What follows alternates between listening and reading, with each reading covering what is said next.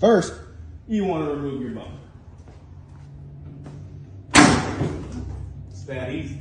Second, you're going to want to cut out this triangle underneath your factory airbox. Then, you're going to want to jack your car up. 1 hour later.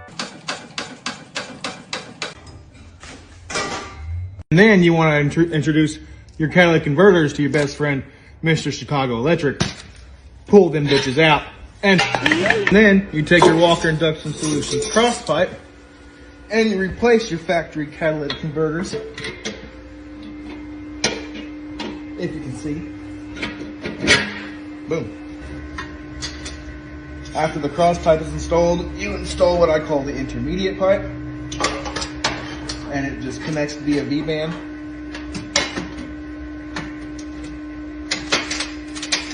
Like so. So at some point you want to remove your headlight. You don't have to, it just makes things easier. For this step, obviously your turbo is not going to be floating there like mine, but it's rather self-explanatory. You just install this up pipe via V-band to the turbo and put it together. Put your gasket in between the turbo and the flange and bolt your shit up, and then we can start on the intercooler piping. Assuming you already have your turbo bolted up, you want to install your downpipe next, or at least that's what I like to do. Downpipe is very easy to install. Don't feel like I need to take a video for this. And then you tighten it down. The next step is installing the intercooler. For the Challenger, it's very simple. For the Magnum 300 N-Charger, you have to space your bash bar. There are 2 spot welds on the upper and lower tab, so you have to drill that out and drill a lower on both sides, and there's 4 bolts. I believe they are 13 millimeter. You take them out, you space it just less than a 1/4 inch, bolt it all back together. Intercooler slides behind the bash bar, in between the bash bar and the condenser, and then you just install it with my fancy little brackets. For the intercooler piping, you're going to have something that looks like this. And don't get confused because everything is labeled to fit. So, this is going to be a little bit vague because I'm doing this one-handed. This will be to the turbo. Here, we're just going to line them up. So this part goes to the turbo, off the 90 from the turbo.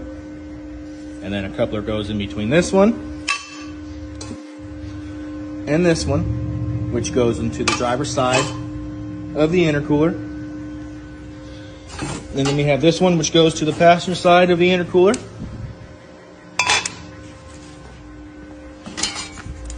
And then this, which couplers to the end of that straight up. And then a 90 coupler goes over. Mine's metal, so it's a little bit different, but it'll be a rubber 90 right there instead of a metal 90.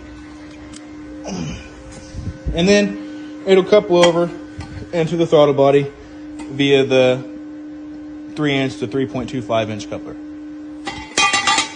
After you have the turbo, the intercooler, and the intercooler piping installed, you are good to start it. For those who have my oiled turbos, follow the extended instructions. For those running my oiled kits, we tap into the oil via that spare port right above my oil temp sensor. You need a T50 Allen wrench and this little adapter here. It screws directly into the port, allowing you to feed oil to your turbo.